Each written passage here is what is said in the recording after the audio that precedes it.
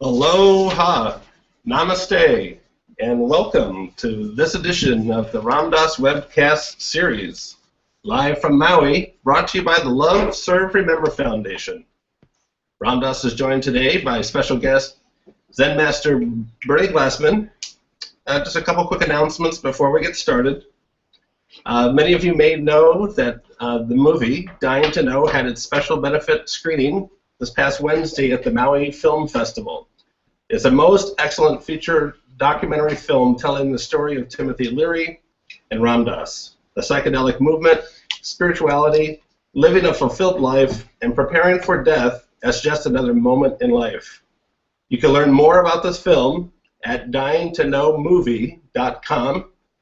And please join their email list to get updates for viewings and showings in your area, or how to buy the film or a video download once they become available.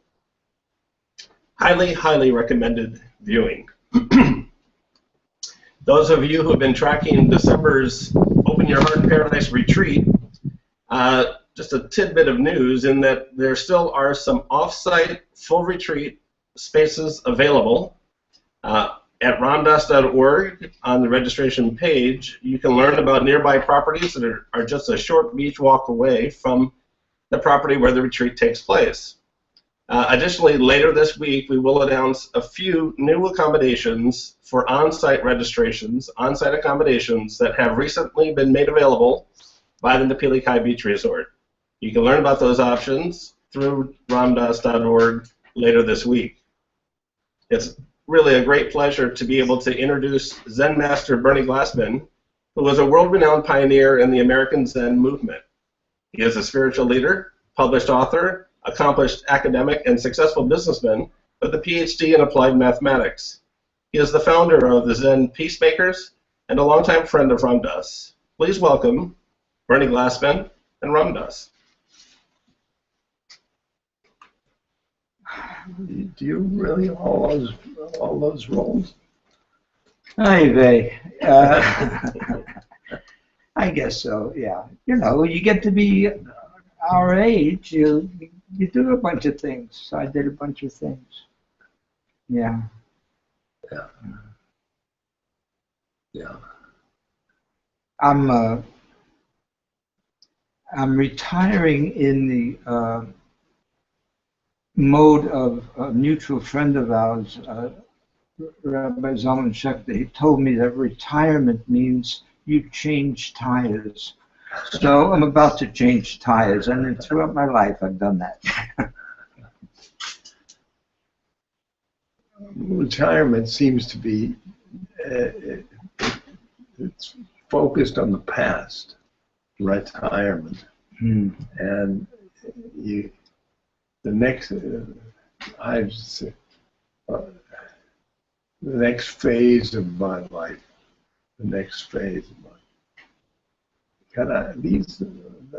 retirement is those are playing golf in Florida.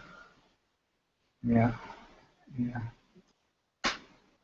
You know, in the old Zen masters, same in your tradition, but the old Zen masters always said, no past, no future, no present, just now. And then in the last 5 years, I got to realize what those old teachers were talking about, because I can't remember anything else but now. Yeah. I've now, when my mind gets stuck in the past, I just blot it out. And I get because I also in the future, only now. Yeah. That's my opinion also. I just used the word opinion, and I just want to let you know that a few years ago I made it a point of always telling people when I gave workshops or talk, but this is just my opinions. And I stopped using the word truth, although I know in your tradition truth is, has a very important role. And but I like to think about that this is my opinion, that's your opinion, and then we can discuss opinions, and we don't have to fight about what's the right truth. In your truth, I don't think there is any fighting about what's the truth. It's just God. It's just love. Yeah, just love. That's a truth. Mm. Yeah. Maharaji, my guru, said to me, love everybody. And then he said, I want you to speak truth. Speak truth means speak as close to the mark of truth. That's still opinion. Yeah, I would say that, Shakyamuni Buddha said that the only constant in life is that everything is change. No. So people could say that's his basic truth. I say that's his basic opinion. Even though that's a tradition I was trained in, and it's as close to truth as you can come, but I would still say, well, it's his opinion. Everything's changed. That's my opinion also. So, but I just don't, for those who know little Yiddish, it's mein Mishigas. I don't like to use the word truth anymore.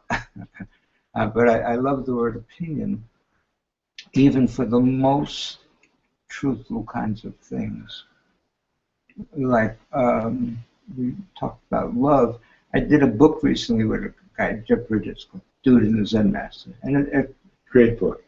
And in that, we use a lot of stuff from a movie he did, the Big Lebowski. And in that movie, some guys, they mistake him for somebody else. And one of the guys pees on his rug.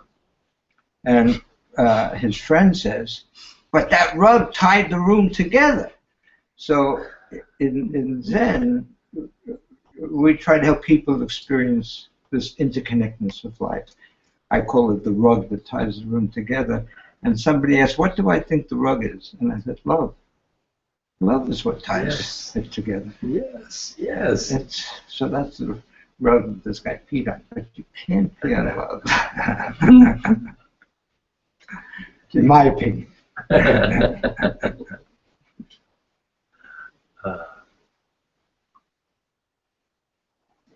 Yeah, love. Just, oh boy. Yum, yum, yum, yum. Yeah, see, your tradition is has so much bhakti, which one can say is love, or devotion, but it's that kind of flavor is missing in my tradition of Zen. It's almost frowned on, the bhakti element and the love element. And because my Zen comes from a Japanese tradition. Zen is practiced in different places, but in the Japanese Zen that I trained in, there was no humor. And for a Jewish guy from Brooklyn to train in a tradition with no humor, so as soon as I got on my own, I was able to explode.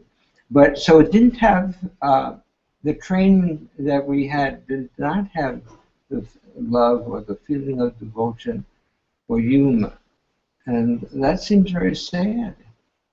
It seems very sad, but it was a strong training. I mean, I enjoyed the training. It's the word strong. Those are the words we use.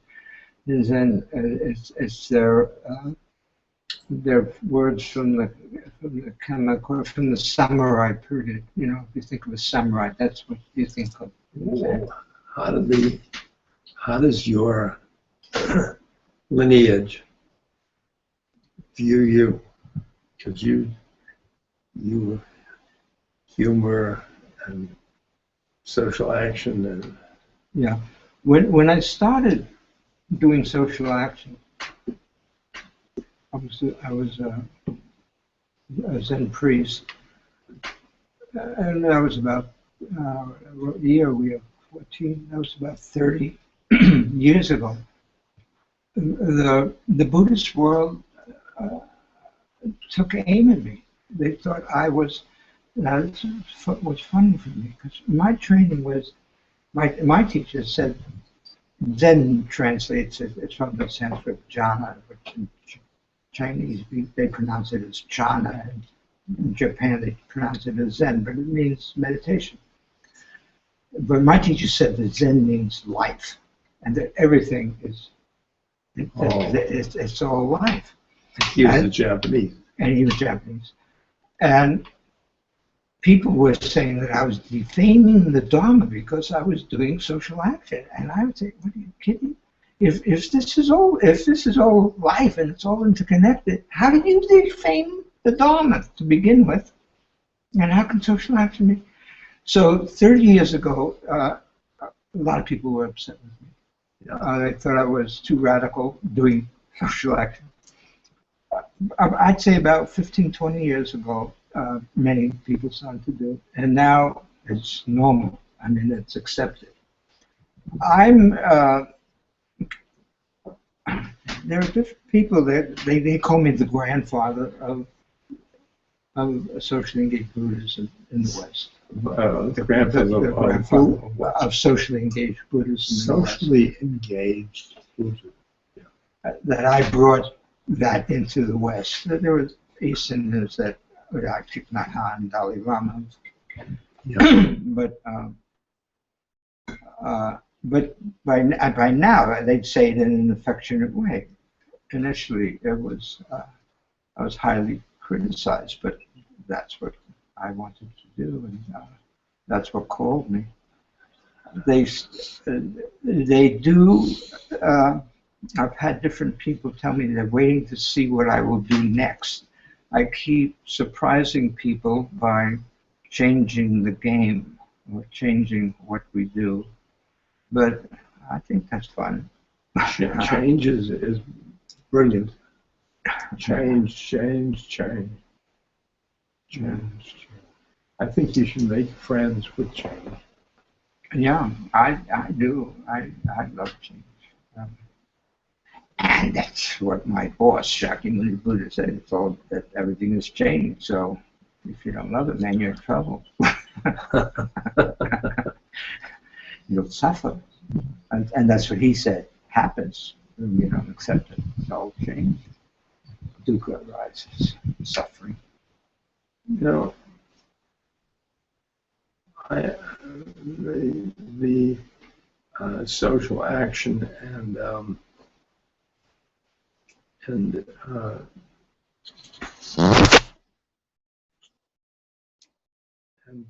spiritual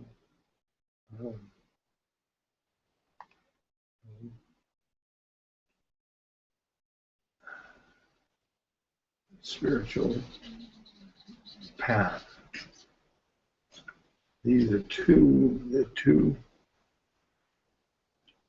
Well, that's what's interesting. In my understanding of your tradition, I mean, I've studied a little in the Hindu tradition, and there are different yogas, bhakti yoga, karma yoga, different ways of practice. They're all part of the same flow. And my feeling is when I got involved in Zen, there was no bhakti part, there was no karma part. Yeah. And in some way, no Ratna part. It was strictly the Buddha. Yeah. And a mandala isn't, you can't make a mandala just one piece. You know, I mean, I think you run into problems. At least that's my opinion. So but it's a very, it's interesting. See, it's a strict monastic path, which I went into. Now, this was early 60s. You were exploring different things. My wife and I were looking to start a commune, but wound up in this Zen group, which for me was going to be like a commune, except it was a monastic training. And that brought problems because we had family. So we had families. The training was monastic, which meant that it demanded my time. I didn't have time for the kids. I was not a good parent. You can't really be a monastic and also a good parent at the same time. But I think the Japanese teachers that came to America to introduce Zen, they were looking for introducing a monastic path. In Japan, it wasn't that way mostly. It was mostly temple and family life in the Buddhist world. But they remembered back when it was a different kind, back in the days of India. And so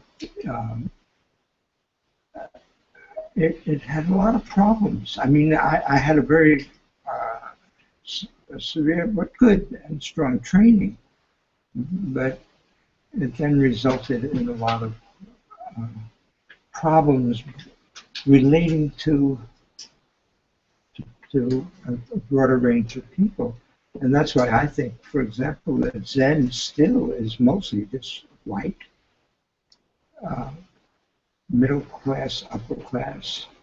You know, you have the money to do Zen work, to take off and be monastic, and it's not appealing to the poorer folk or the different ethnic groups in this country.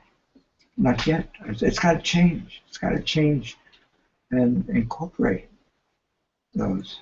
I mean, how do you deal with families if you don't have bhakti, if you don't have love? And how, you know, then your tradition dies out because there are no families. They're monastic. There's two paths. So the true monastic path dies out. Yeah. And then the others run into contradictions because they call themselves monastics, but they're families. So it doesn't jive, and issues arise. Yeah. And so it has to modify. And Suzuki Roshi from San Francisco, he used the term secular monk. He said, they're all secular monks. What does that mean? Anyway, that's been an issue in the Zen world, dealing with that. And it's mostly getting over. You know, I go back to the 60s, and we're now, this is 50 years later, so those are issues that many places have dealt with. My guru, Maharaji,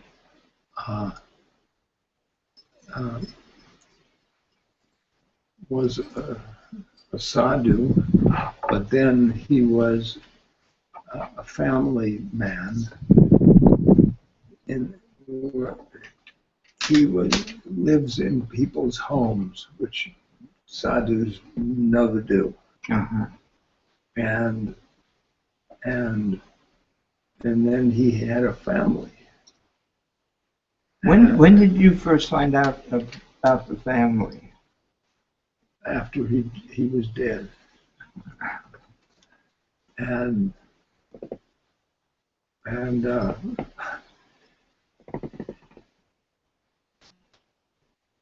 I was in Ramesh and I tried to write it about his family in our book, Be Love Now. And one night I pondered about we're going to get. We want to get stuff from the Indians, freeing his family, and we got to do it. And then I said, okay, that's night. And then next morning, I heard about my son.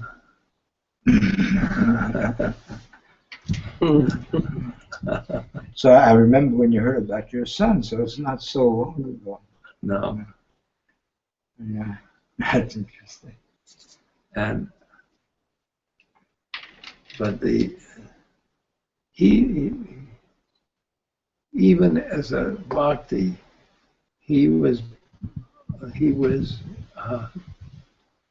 a lot of flack, because he was dealing with families. I see. I see.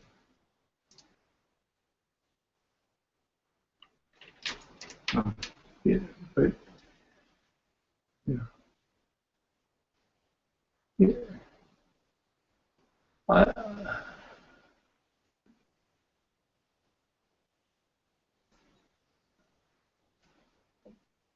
that balance of worldly and spiritual.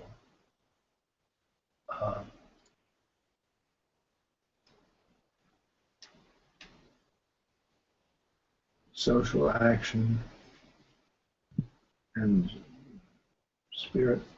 spiritual path.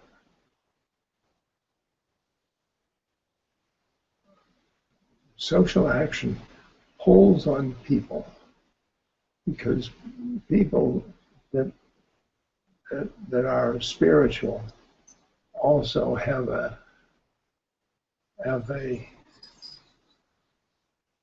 heart that feels when there is suffering around them, and that leads to social action. But there's for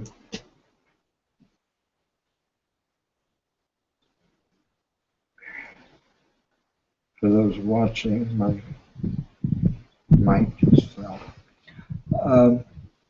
There's a wonderful guy. His name is Kobadaishi.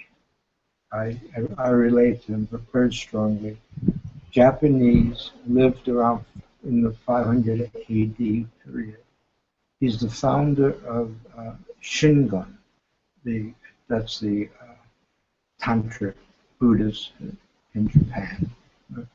So similar to Tibetan Buddhism, but differences.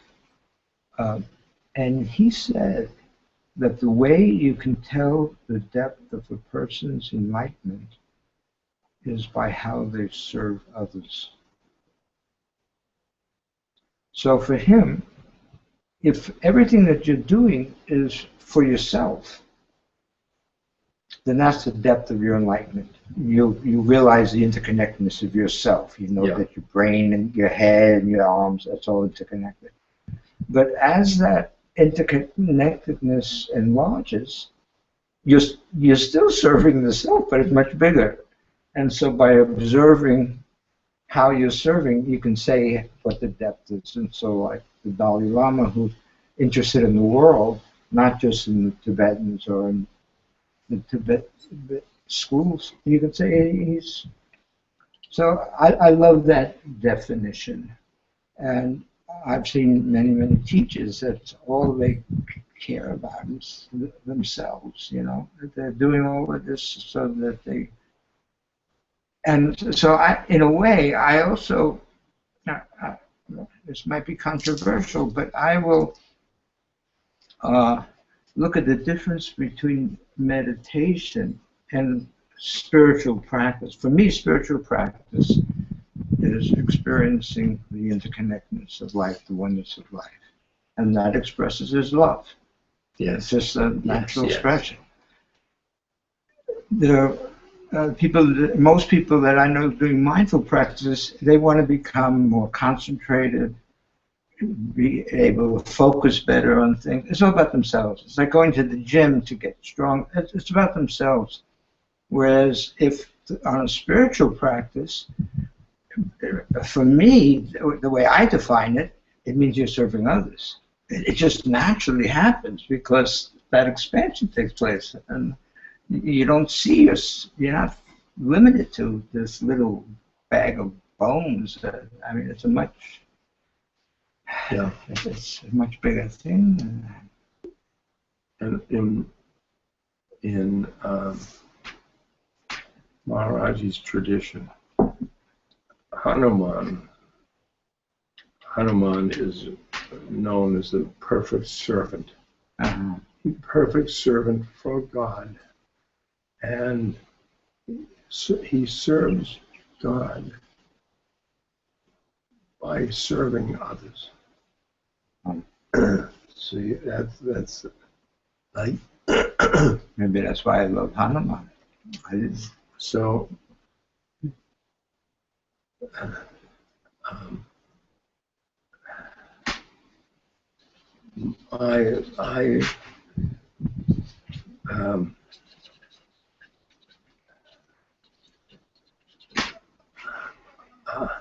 I love my guru, and I serve my guru, and I serve him by serving others. Just keeps. Mm-hmm. Yeah, it's beautiful. I didn't say. Mm-hmm.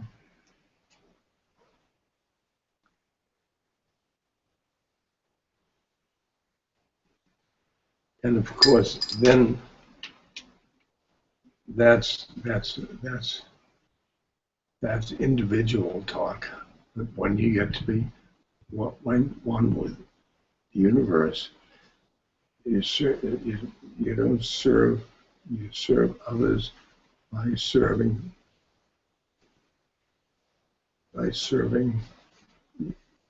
the one. I don't know if you caught me smiling. I just started. I just described a program, a year-long program. There's a few workshops, and that I entitled "Serving the One." Oh, good. And I have to admit, my compassion. wife came up with that title, but I love it. My wife is sitting behind us. You know, I don't know if you know this, but in Japanese, the word for wife is oksan. And oksan means she who is behind. Uh-oh. Oh, we got it. But you're not my oksan. You're my wife. I'm your husband. I always introduce myself as her husband. But anyway, she came up with that title. I loved it, Serving the One. So that's great that you just. And then at the time you get that, when you get to the one, includes you. So it's the one versus the one serving the one. Mm. Yeah. Yeah, and I guess another way of saying it, once you're connected with the whole thing, with the one, what's left is just being. What's left is just being. B-E-I-N-G. Being, the one is being. That's all. Just what is. Yes. Yes. I mean, it's not even serving anymore. It's just what is. What is. Yeah. And that's what. Not even being here now. It's just what is. Which is being here now. And it's what karma yoga is. You take what it's in front of you, work with that, and that's what that's the path. Uh-huh. The path. So if you're a family altercation, a path. A path. War is a path.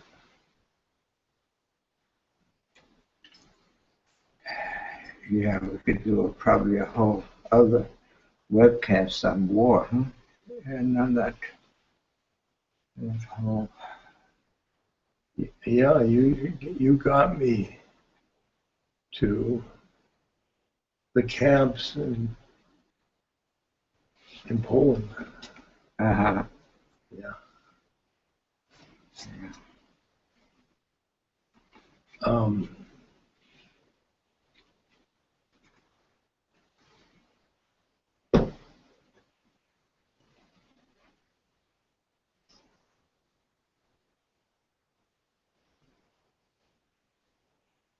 So the suffering is part of your path.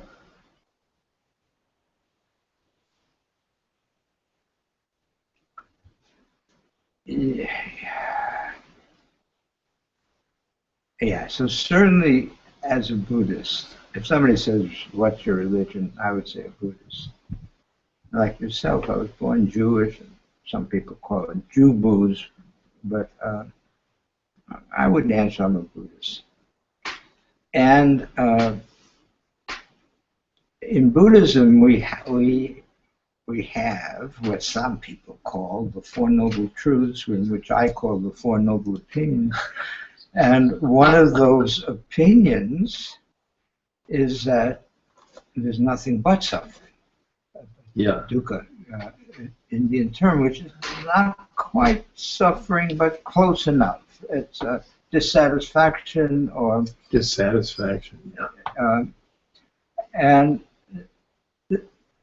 you can see from his way of thinking that there's no way out of it, man, because we either are trying to get rid of things we don't want, or we're trying to get things that we want, or we're expecting to find some truth, some constant, and everything is just changed. That's another one of his opinions. Everything's just changing. So how are you going to find something that doesn't change? So we've got this dissatisfaction. But then he says, in other of his opinions, there's a way out of all of this. You can stop. And that's the hook that grabs people to want to get involved, because who doesn't want to stop suffering? But it's a long path. So the reality that one has to sort of accept, if you're going to say you're a Buddhist, is that life is suffering. That's, but luckily I call everything an opinion, so I'm not as stuck as others who think of it as a truth. So you don't think this, you don't. It's your opinion that suffering is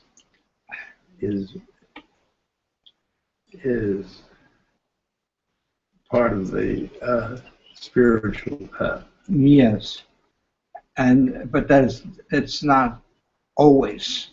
The suffering isn't always. There's joy. There's non-suffering. There's all the emotions that we could think of. They're all there. Now, I look at suffering personally as a way to grow, because suffering grabs you, grabs your attention, grabs it, and so throws you in. You got a few choices. You can just say, "Oh, I go out. Why do I have to suffer? They all hate me." You could take that route, or you can explore what's going on here, like Lenny Bruce. What's the deal here?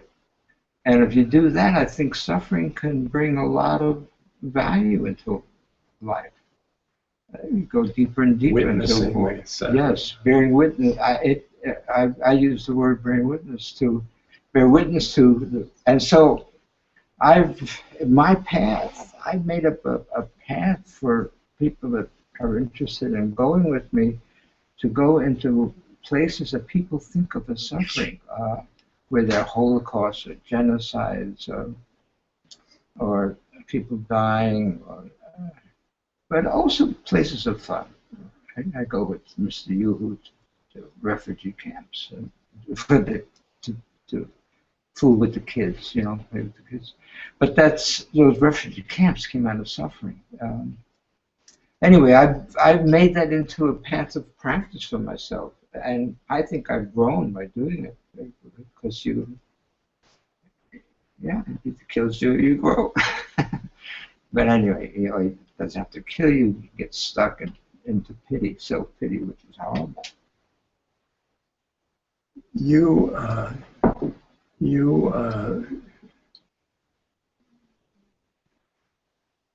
took your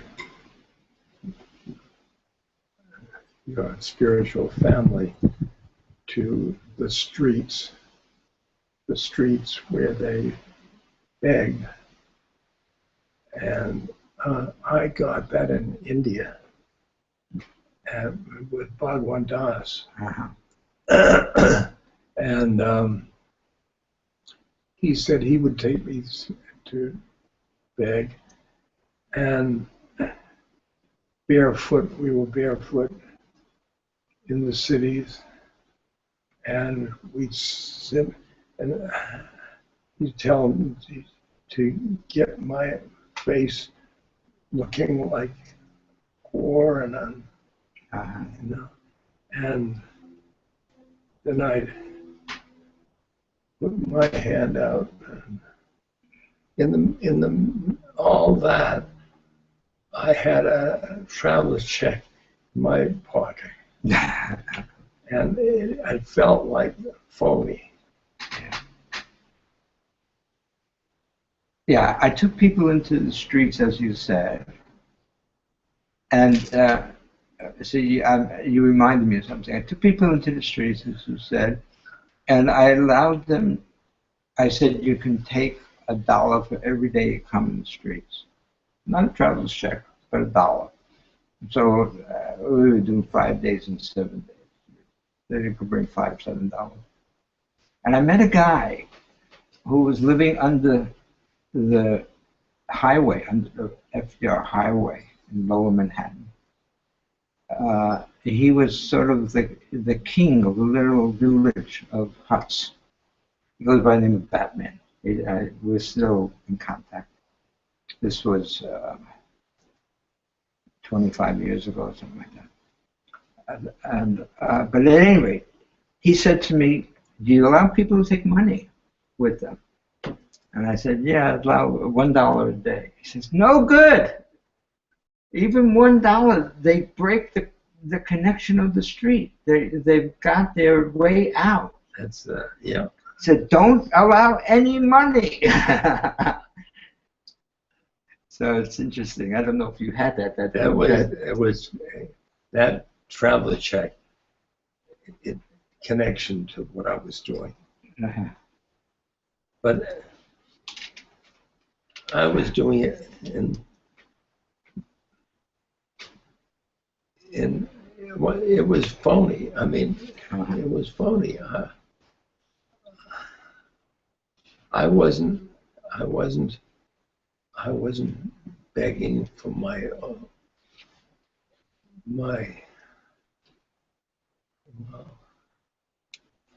Well, how did you eat? Then you have to beg to eat.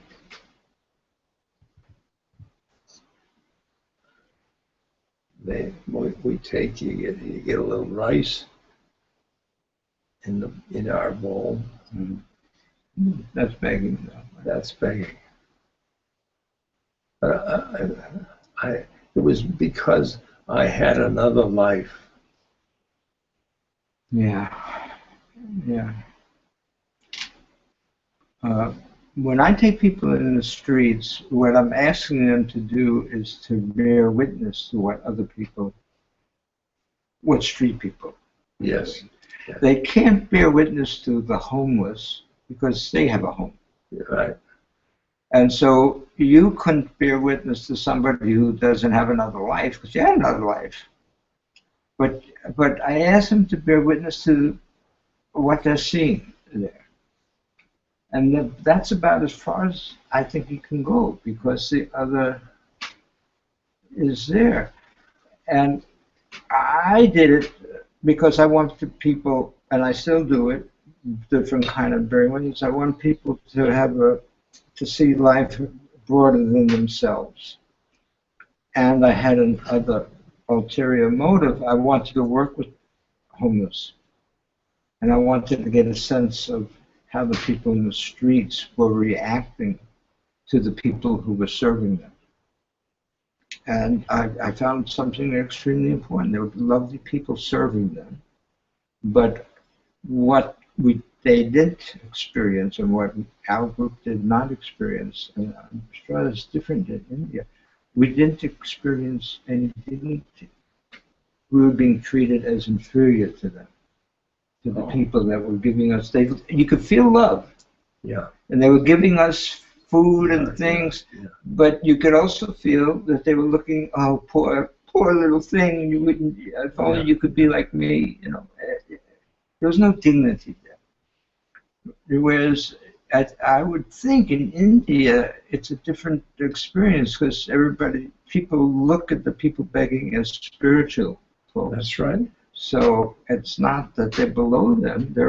In fact, they're above them in some sense. They're all souls. Yeah. They're all souls, and some of them are just having a hard time with the incarnation. Yeah. So it would be very different. But when I remember once I was with Stephen Smith in Delhi. And I said, walking around here is like being on a street retreat. I mean, this was the poor part of it. This is a long time ago. So India, just the flavor of India, it was very similar to the flavor of being out in the streets. Yeah. And for me, at least, it was.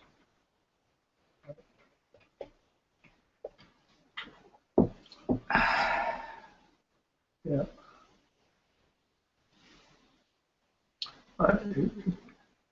That thing about people serving you, I've done that, done those feelings. Now the stroke, and there people serve me, and I treat them as souls. And I treat them because I had a book with Paul Gorman, How Can I Help? And I was a helper, boy. I wanted to help.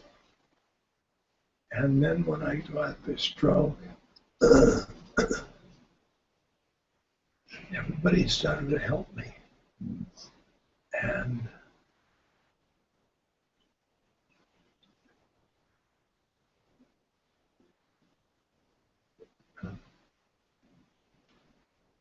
I tried to see the stroke as grace, and the graceful nature of my dependency. I never felt that feeling.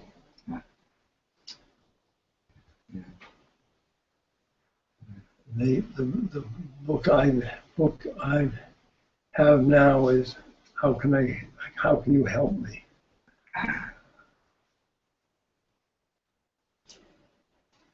Yeah. But I'm sure, although that's another word I don't use because it's just opinions. In my opinion, the people that are helping or serving you are doing it with love. They're not looking down at you. Whereas on the streets, the people are being looked down at. So on one of my street retreats, an actress, Ellen Burstyn, came on the street retreat. And one of the rules, I have a few rules when you come with me on the streets. You can't bring any money. You have to beg. When you go to sleep, you can't take your shoes off because they could get stolen. You have to meander. You have to aimlessly meander. Just a few rules. So she was begging, and actually it was a cafe right near where Allen Ginsberg used to live, on the east side there. The east side, yeah. And there were some women sitting outside on a table of this cafe, and they were drinking tea or whatever. So she went up to them and asked for some money. And a woman gave her $1. And she started to cross the street, and she was all happy she got $1. And then she started to cry. And she asked herself, why am I crying? And then she realized she was crying because the woman who gave her the $1 did it like this. Could not look at her. Couldn't look at her. And that was the first time in her life that she was what they call in the hood dissed. That, yeah. So she was being served, but with zero dignity, with disgust. Yeah.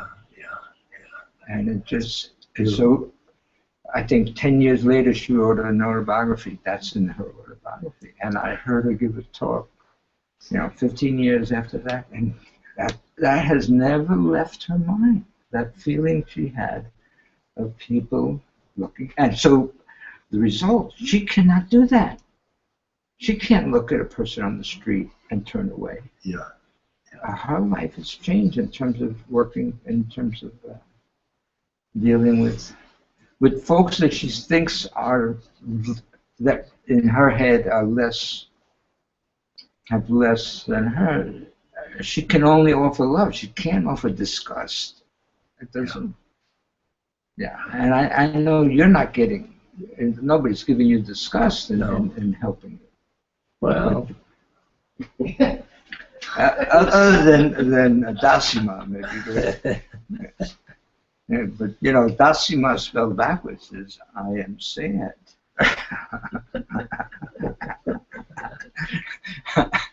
But anyway, no, I'm just kidding. Dasima is wonderful.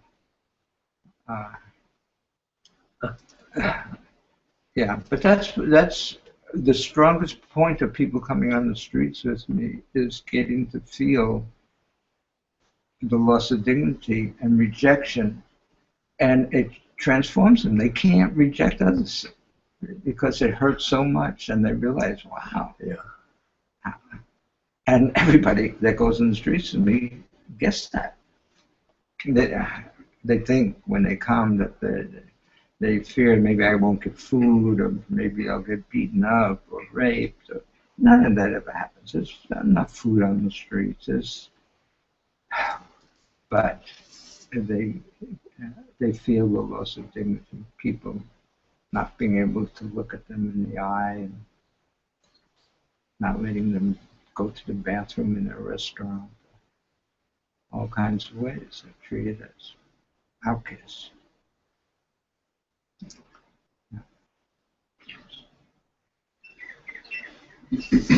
I've been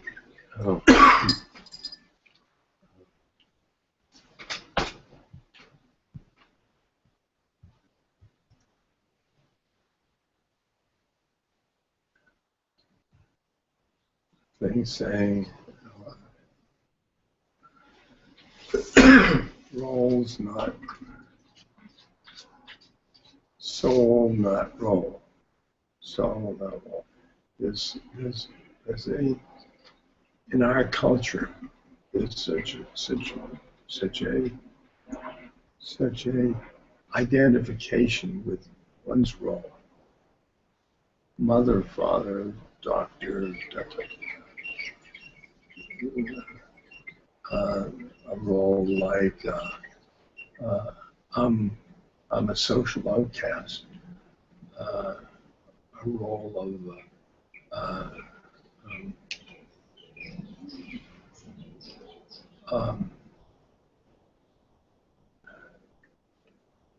a role of I'm a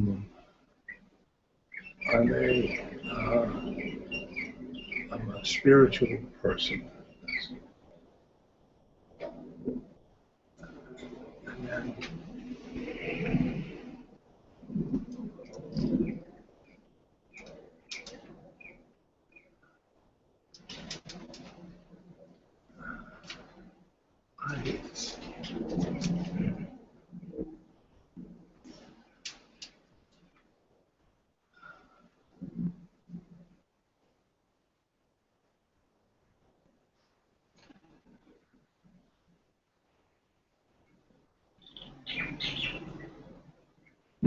you get caught in the roles, and you identify with your soul while you're playing the role. The identification from soul, from role to soul. So, and then you play roles.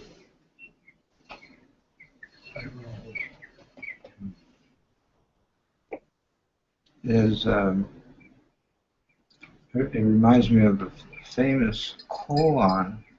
Koans are these things in Zen which you're supposed to not ponder, but bear witness to, and then answer them as an experience of your life. But at any rate, there's a famous one by a guy named Rinzai, who was Rinzai. It was a school of Zen. It started by Rinzai. Yeah. But the koan is, we're all puppets on a stage. Who is pulling our strings? I think it could put it into the language of the roles and the souls. Yeah. So good question. By the way, my dear Ramdas, would you give me a little lesson on meditation? Zen means meditation. I've been doing it for 56 years. But we also believe in beginner's mind, and here's a new way of doing it. So I am ready to listen and bear witness. I'm meditating on phrase.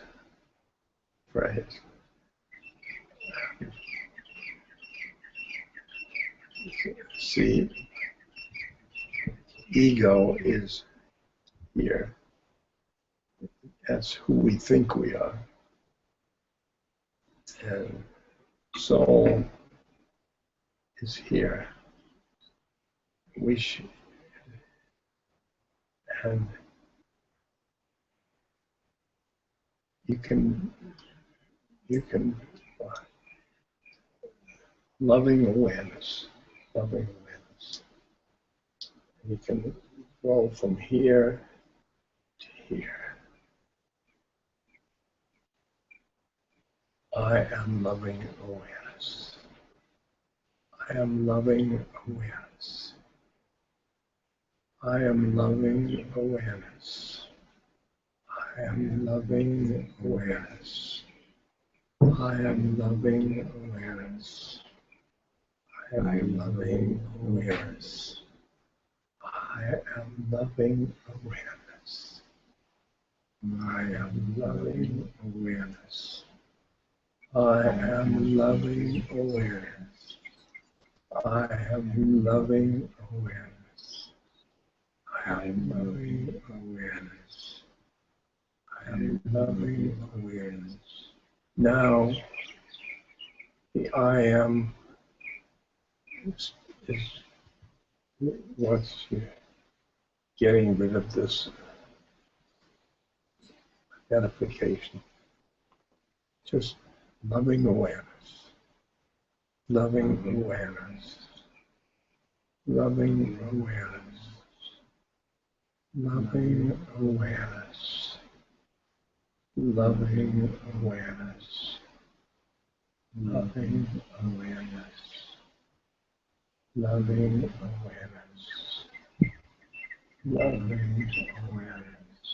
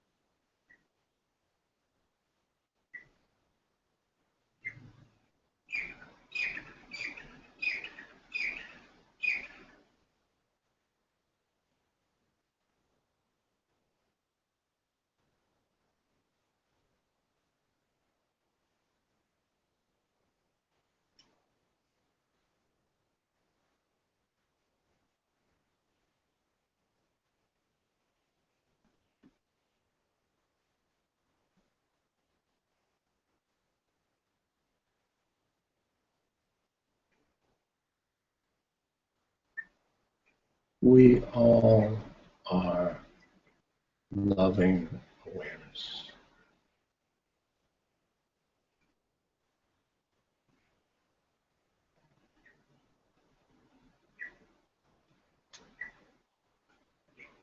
Namaste.